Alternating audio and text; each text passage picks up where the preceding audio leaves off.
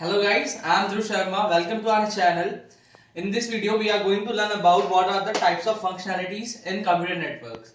In the previous lecture, I told you there are two types of functionalities, which that is mandatory and second one is optional. Okay, so under mandatory functions are those functions which are necessary in computer networks. Okay, so the mandatory function first one is error control. So basically error control, what error control? The errors, the problems, the hacking. Okay, the message that I sent to a receiver, it changed. For an example, I told you that I am a sender. I send a message like hello everyone. Okay, the receiver got hit. So there is a miscommunication and there is an error. For to control these errors, by these basically these errors are due to the hacking or phishing techniques. So basically to resolve this error, we use error control techniques. So that's why this function is very mandatory in computer network. So now second one is flow control. So basically flow control means I have a large number of data, okay, like of 1 GB or 2 GB. Okay, I want to send in a bulk amount, like 1 GB in total. Okay, I send it to a receiver. Okay, there is a problem that there is an entrance or downloading is failed or transmitting is failed. So for that we need to control the smoothness of flow, smoothness of the data that is sharing to a receiver. So for that we use flow control. Here in this function we use some constraints. Okay, which helps the data to flow in a uniformly way and in a there is no error and there is a like we can say in a packets. Okay, I told you in the previous lecture what are the packets. It is sets of data or a protocol we can say. Okay, now the third one is multiplex and demultiplex. Multiplex and demultiplex, I gave an example like there is a machine. Okay, there is a there is a machine. Okay, there are multiple processes are going on, like I have my smartphone, I am using browser, okay, web browser, and I sending an image, I'm making a video, I listen a song. So these are all the different processes.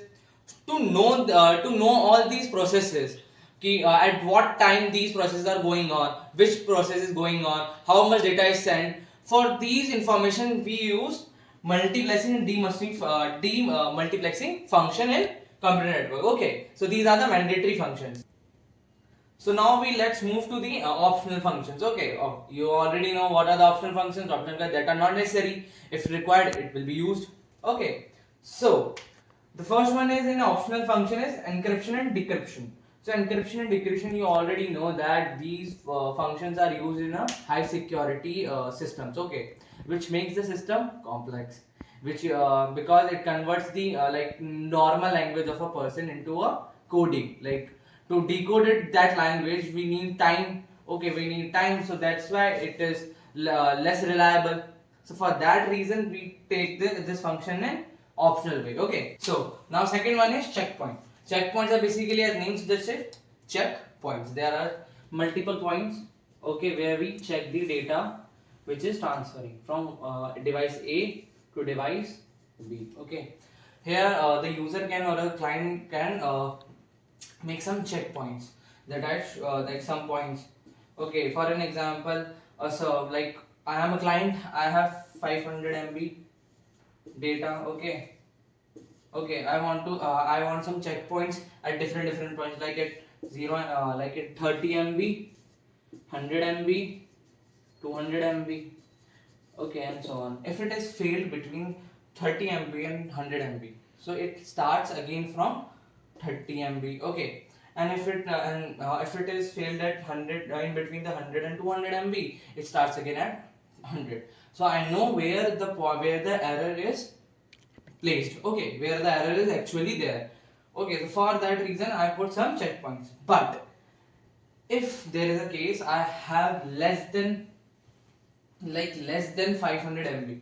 For an example, I send the image of 30 KB. I don't need any checkpoints. Okay, because it is a small amount of data, has to transfer it directly in a smooth way. It can be transmitted. For that reason, we put the checkpoints in an optional subject in a computer network. So in the next that's it. In the next video we will going to learn about the OSI model. What is OSI model and